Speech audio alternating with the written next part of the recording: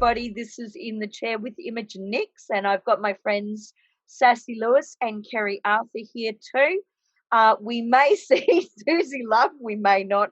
She is having some computer issues today. And given this is the last of our pandemic specials, hang on, here we go.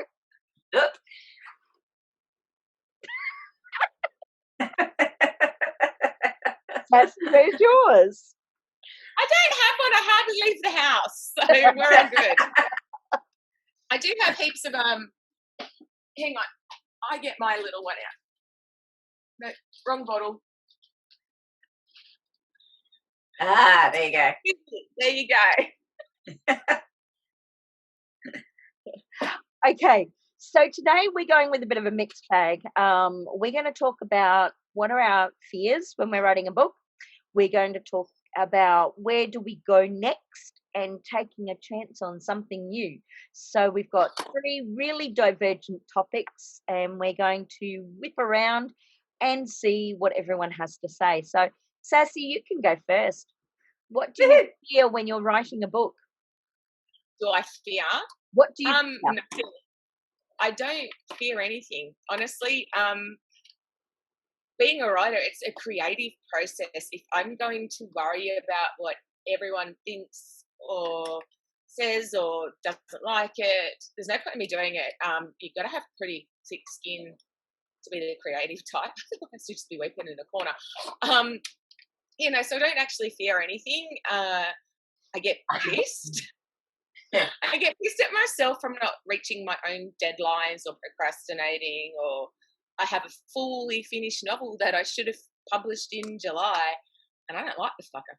So it's just sitting on my computer and I really need to take the time to go through it, find out what's missing from it, and then hit publish. But actual fear? No, don't actually fear anything in the writing, being an author. Keri, what do you fear? I don't actually fear things when I'm writing. It's more I worry. I usually get to about 3/4 of the way through the book and I start worrying that the book's not going to be long enough, or that the plot is going to stall and I'm not going to bring out all the threads together and stuff like that. And it always happens about the same time in the book. I hit 60, 70,000 words and I start worrying, oh, it's not going to be long enough, I'm not going to pull this together. But other than that, I don't fear anything. So I don't worry about, whether readers are going to like it or not. I write it. I love writing. I put it out there, and if they don't like it, well, that's how it is, really. Yeah, I mean, I don't so much fear per se. I've got a couple of points at which I know I'm weak, I guess. The first thing is, until I reach 20,000 words, I'm not sure if I'm going to finish it. That's probably the first thing. And I know that because I have to commit to the story, and committing to the story is the first thing that I'm always a little bit concerned about.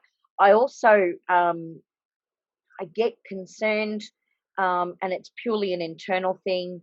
This story isn't good enough. And I think that's just something that comes with. I think we all do that, though, don't we? Yeah, don't we all do that.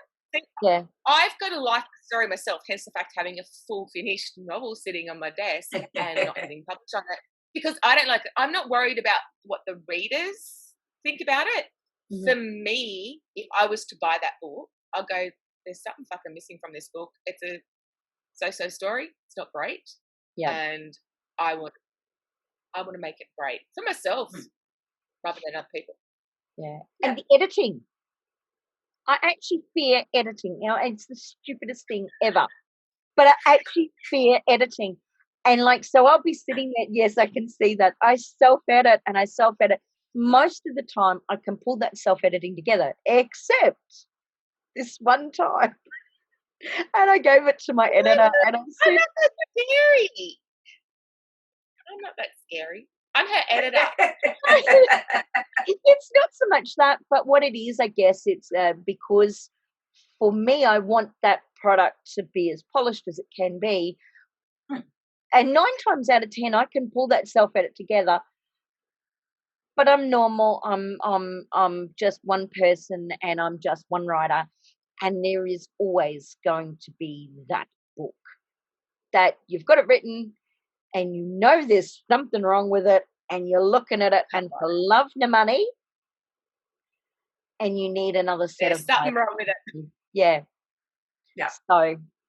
Um, so yeah, so that's probably what I fear most with a book.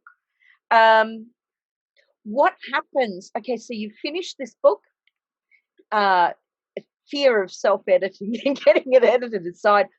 You've got this book written. You think it's great. Great Auntie Mavis thinks it's great. Your best friend Sue's little brother says it's great. What's next? Sassy. Sassy. Okay, beta readers. I have a couple of them. I will generally pick people from the area that I'm writing. So for Zane, which is the book I've got written and I fucking don't like, so I haven't published it yet. He's Texan, so I have a girl from Texas that is on my team to get the colloquial words that I've used and terms correct, even though the book's based in Nevada. He speaks with an accent and says words and terms and that. So I've got her on the team. Once you find a team that's really good, if your team comes back to you and says, that's great, they are a shit team. Find a new team. They can't pick out something in your book that they don't like. Yeah, they're not a good reader for you. So I have a team of 4. They read through my book. They'll pick out different stuff they like, they don't like. They do a tertiary type edit for me. Then I go back and I will make certain changes on their recommendations. They're great for picking out plot holes if you've missed and you haven't closed something. So if you don't know what a plot hole is, plot is a scene that you've opened and you haven't closed. So it doesn't need to actually be a full long plot. I've taken them into the cafe and then all of a sudden I've just jumped and they're somewhere else. Well, hang on a second. I don't need to take them into the cafe. They didn't need to be there. That's a plot hole. They didn't need it. So your readers are good at picking up that. I will work it. Then I send it off to my editor. And because I'm an editor myself, by this stage, my book's generally pretty clean. So I've only got to do 1 round of edits with my editor, and she's only a copy editor, so she picks up all my grammatical issues for me. When you're less experienced and you don't have an editing background, usually you will go anywhere between 3 to 6 rounds of edits. Don't self-edit too much, because if you self-edit too much, you're too close to the book by that stage, and you're just going to fuck up that natural flow of words that you had in the first place. And believe it or not, that first lot of words is actually generally your best in storyline, not being correct, but in the actual story flow, and that's generally your best story. That's all I can add. Keri? When I finish a book, I immediately go back and do a read-through edit, and then I'll send it off to my beta reader. I've only got one, but I've known her for years and I trust her, and she picks out all the crap stuff. And then if I've got time, I'll let it sit before I send it to my structural editor. I've still got a structural editor, even though these days I don't really need it. My world building, because I've been doing it so long, my world building and my structure and everything is fairly sound, but I just feel safer to have that structural edit done still, just to make sure that everything's flowing as it would be, because there's that one book that may, throw a spanner in the works. And then I get it copy edited and proofread, and then it's out in the world. So I basically follow my traditional editing path still, even though I'm now self-publishing. I still go through the same process. So yeah, for every book. Yeah, I mean, like, I agree. I like to just, you finish the book, I close it up, it sits on the computer, and my rule of thumb is, if you haven't given it a month, you've come back and you've edited it too fast. Then I do my self-edit, so that's, I'm looking through, do I need to add more? Do I need to take something out? is there a scene missing? Have I got them? He's got pants on in this room, and you get to that room and he's got no pants on. Where did the pants go? All of those sorts Magic of pants.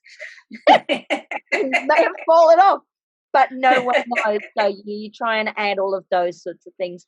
And to be realistic, you are not going to pick everything up because it's just not how it works. Yeah. By that stage, I give it to someone to read.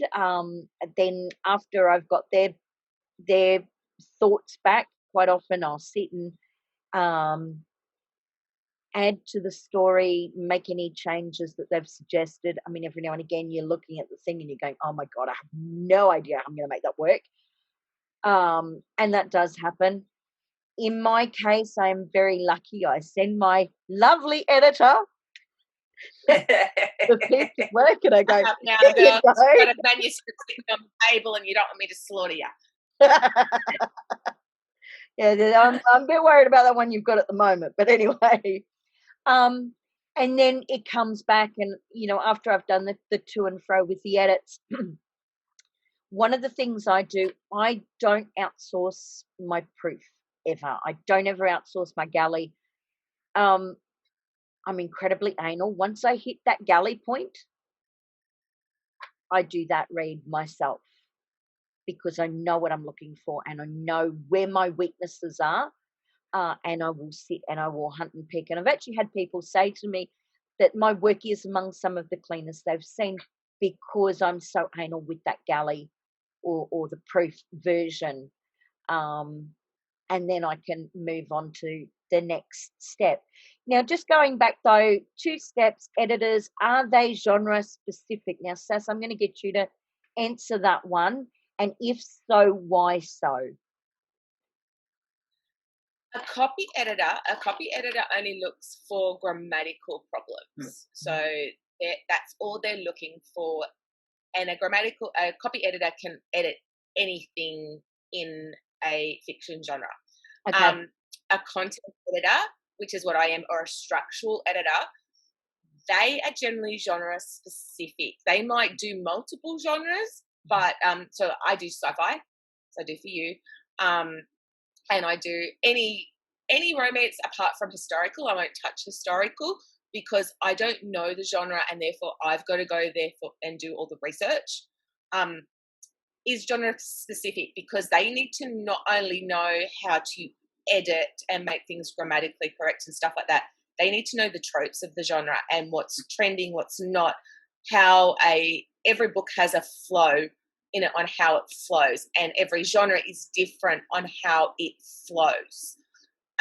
So therefore that's why they are generally genre specific. You're not going to get someone who does space odysseys to edit your erotic romance because it's a totally different feel, different beat. You might find that a person that only does erotic content editing would read a urban fantasy and go, you've got so much info dump, what we'd call info dump in a book, but it's not info dump in an urban fantasy. It is world building in an urban fantasy. And you need that world building, which you might see as info dump, to make the story flow. So yes, you need to find someone who does that in yours. And they are different editors. A copy editor is not generally qualified to do content editing. Content editing and structural editing is all about the structure of the book, knowing where things have to happen, moving paragraphs, rewriting lines. So I'll actually rewrite a line or a paragraph for an author. I won't just go, you need a comma here, a full stop here, you've spelt this wrong here, you've used the adjective instead of the adverb, blah, blah, blah. So yeah, different editing. Different editors do different things. Again, researching every aspect of writing. It's not just about researching what you're going in your book, it's about researching publishing your book. Yeah, so. Keri, where do you find an editor from? Recommendations. Mm-hmm. Find out who your friends are using. Try and find out, from published authors, like traditionally published, who might be their editor, and whether they're doing freelance if you're self-published. Recommendations, I think, are the best way to go. Yeah. Yeah, well, in my instance, I mean, Sassie was working for a house that I was working with at the same time. We'd met before that, but when she started doing that and then went freelance, that was really good for me because I already had an existing relationship with her. And that's a really important aspect too, because you're going to come across editors and they're going to look really good on paper, but whether you can work with them is a totally different kettle of fish. Mm. So, And if your editor that you try out doesn't offer you a sample edit, it won't be free. Necessarily, it's not free. It's taking up time of the editor. But it's 10,000 words, usually costs you around $50. And if they don't do a sample edit for you or don't offer it, don't use them because I might not be able to work with you. I might look at your sample edit and go, I'm sorry, I think you need to go and do some more self-editing first before you send this to an editor. Yeah. And or this doesn't work for me. I'm not gelling with your style of writing and whatnot. So, well, that's the thing. People have to remember not all editors and authors are going to match. You know, they've got different styles and different ways of doing things. So you've got to find the right connection. And that connection changes. Sometimes you can work with an editor for years and years and years and you're really happy. And then all of a sudden something will change and they'll stop getting your work. And that does happen. And there's nothing wrong with that because you grow, they grow, your needs change, and you may find that you need to move on. And that's perfectly acceptable. Yeah. Okay. So the last question I had today was, in the world of writing, is there anything wrong with taking a chance on something new? And if you had that opportunity to take a chance on something new, what would you do? Keri, do you want to go first? Well, the only thing I would take a chance on something new, but it'd still be kind of in my genre. I'm thinking of doing a thriller series in a year or so. I've actually got the covers and everything for them. But in many respects, stepping into the thriller genre isn't that different to the urban fantasy I already write.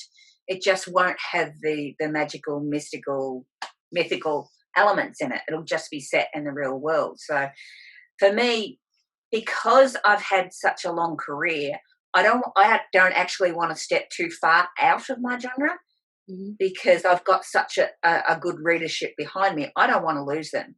So you're not likely to change your pen name then under those circumstances? If I was going to do something completely different, I would use a pen name and start fresh. Yeah. So, you know, say I was going to write Regency romance, then I'd use a pen name and just try it out completely fresh. Because my readers I don't think they'd follow me across to Regency. So, you know, I don't want to mess with my readership that I've got with that. So.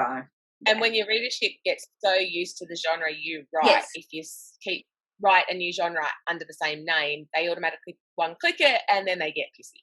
Yeah, exactly. You don't want to piss off your readers. So, Sass, what about you? Would you take a chance, and if so, what would you do? I already you've taken a chance in the past, so on. I currently have 2 pen names. So I write under Vixen, which is pure erotica, and then I write under Sassie, which is erotic romance. And the reason I do that is not for a fear factor. I write under the 2 different names, so my readers know that if you buy a Vixen book, it is pure erotica. There is no love, blah blah blah. But I am slowly writing a urban fantasy, which again will be under a different pen name. And I don't know if I'll make that pen name public, as in that you can associate that that's me. It's not a fear factor. It's just a slow process because urban fantasy is a lot of world building. And for me, it's learning the difference between world building and info dump. So I'm finding it that I have a lot of scenes written and I'm trying to conjoin them and spread stuff out that I'm not dumping so much information whilst building my world. I don't think you should be afraid of anything. Writing is, again, it's a creative field. You do what you want to do. I think as established authors, we start to get a bit more fearful of going outside the box of what we already do because we already have that readership. And it's like, okay, well, I make this much off my books already. do I want to go out and start again on a new, and I know my readers aren't going to cross-read that genre. So, or very few of them are going to cross-read that genre. So do I want to make it publicly known that I'm that person, because that book could be a complete flop and blah, blah, blah. So there is a little bit of fear, I think, more for established authors about crossing over into new genres and new fields and stuff like that when you've already got that solid base of reach. Yeah. I mean, like I do have 3 pen names. So 2 that are widely known and they associate together. I'm quite happy with that. The third is different. And that pen name has got nothing to do with the erotic stuff I write. And so I don't talk about that one very much because she does her own thing. And she writes sweet stuff. So, and, you know, and so when you're writing sweet stuff, it's not compatible to the erotic stuff. So I keep them very different. In terms of taking a chance, I've done quite a bit of that. So I guess I'm looking more to find my rhythm now with what I've got and not changing out too much. So, but that's a personal thing. Now, for a lot of younger or newer authors, you know, you've got to find your way, and it may be that you'll write a little bit in this genre and go, yeah, actually, that doesn't really work for me, or you'll write a little bit in this genre and yeah, that's not so good, and then you'll try something else and you'll go, oh, actually, that really clicks for me. And there's nothing wrong with changing and trying and having a look at all the different things so that you find where you belong. It is harder to build a readership, though. Oh, it is. And I guess I'm talking about, like, you know, you get 10,000 words in and then and then you go try something else, and you do feel in those first instances where you're doing that, you know, that's really hard to go, okay, well, I've tried this and it didn't work, so I'm going to try this. And sometimes it's that tweaking in those early days that lets you find that section where you belong. I mean, like I write paranormal, science fiction, contemporary, post-apocalyptic, a little bit of historical. I do have a tantric one as well. But at the end of the day, they're all erotic romances, and I keep that really heavy strain of that interpersonal growth and what have you. And so for me, it doesn't feel like I'm stepping too far out of my comfort zone. And so I do have readers that they cross the whole gamut, you know. It's only your subgenre that's changing. Sorry? Yeah. That's it. It's only your subgenre that's changing. That's correct. And that's acceptable, but it's when you step. So I write a historical fiction that is a literary piece is not going to work with an erotic piece. And so in that instance, I mean, I'm with Keri, you would have a different pen name because you have to. Because they're not compatible. Yeah. Do we want to add anything else? Because this one was a really wide-ranging discussion today. No. No. It's lunchtime. I need to eat. Oh yes, because you're down in Victoria. Yeah. I can add is know what you're writing. Know what you're writing. So